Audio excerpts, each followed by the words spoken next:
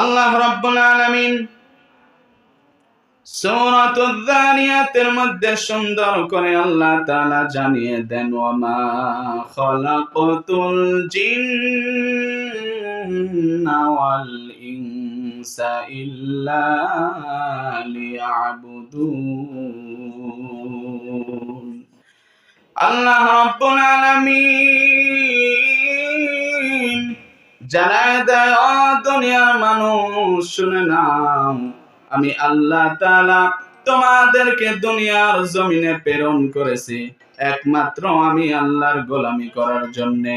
আল্লাহ তাআলা আমাদেরকে এবং জিন জাতিকে এই দুনিয়ায় পাঠিয়েছেন একমাত্র আল্লাহর গোলামি করার জন্যে। এই দুনিয়ার জমিনে আসার পর আমরা দুনিয়ার লালসায় পড়ে বিভিন্ন খারাপ কাজের মধ্যে লিপ্ত হয়ে যাই। প্রতিটি মানুষ যদি ভাবে, আহারে একটা সময় আমাকে এই দুনিয়ার মায়া ত্যাগ করতে হবে, আমার যতই অর্থ সম্পদ থাক, আমার যতই ক্ষমতা থাক, যখন আমার হায়াতটা শেষ হয়ে যাবে, ওই হায়াতটা শেষ হওয়ার সঙ্গে সঙ্গে আমাকে দুনিয়া থেকে বিদায় করে দেয়া হবে। আমার যতই অর্থ সম্পদ থাক, এই অর্থ সম্পদ গুলি আমার আর কোনো কাজে আসবে না। আল্লাহর রাসূল বলেন, একটা মানুষ যখন দুনিয়া থেকে বিদায় হয়ে যায়, একটা মানুষ যখন মারা যায়, ওই মানুষের সঙ্গে তিনটি জিনিস যায়। তার কবরস্থান পর্যন্ত দুইটি জিনিস যায়, আর তার কবরের সাথী হয় মাত্র একটা জিনিস।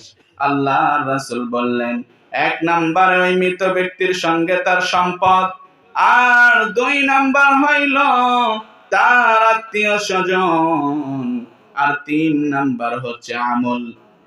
এই দুইটা জিনিস দুনিয়ার সম্পদ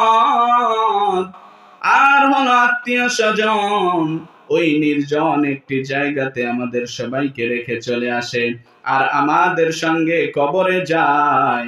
এই যে দুনিয়ায় যে আমরা নেক আমল করি, এই নেক আমল আমাদের সঙ্গে যায়।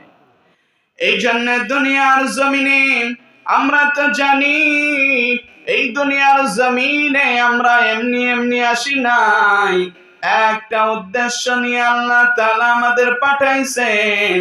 আল্লাহ তাআলা আমাদের পাঠাইলেন যে দুনিয়ার জমিনে আসার পরে আমরা তার ইবাদত বন্দেগী করব।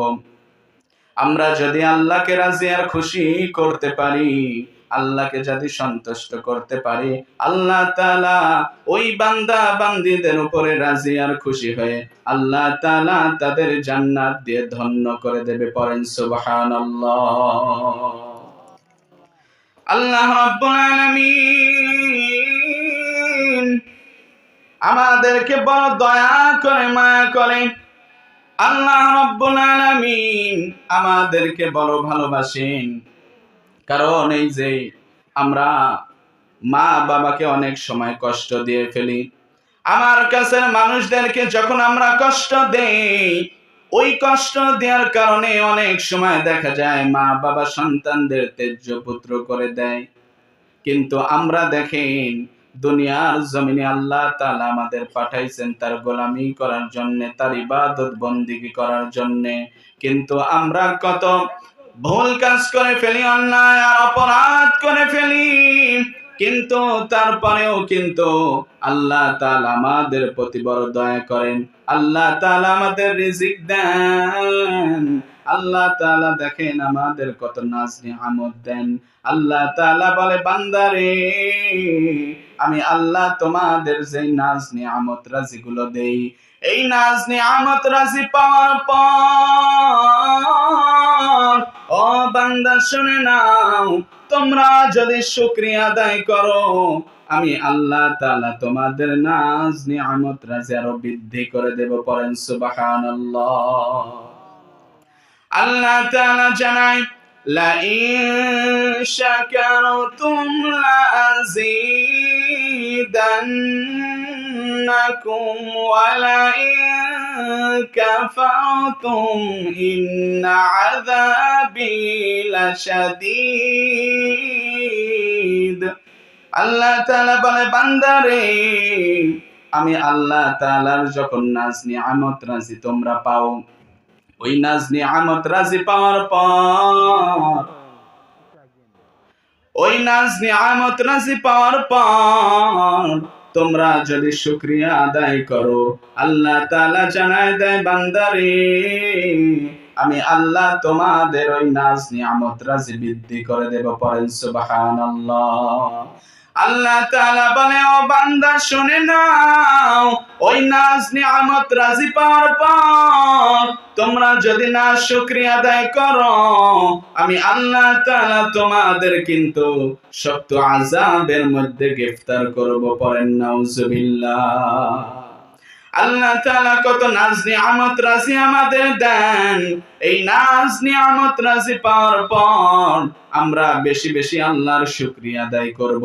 কারণ আল্লাহ বলে বান্দারে আমি আল্লাহ তোমাদের নাজ নিয়ামত রাজি, তোমরা যত শুকরিয়া আদায় করবা আমি আল্লাহ তাআলা তোমাদের ওই নাজ নিয়ামত বৃদ্ধি করে দেব।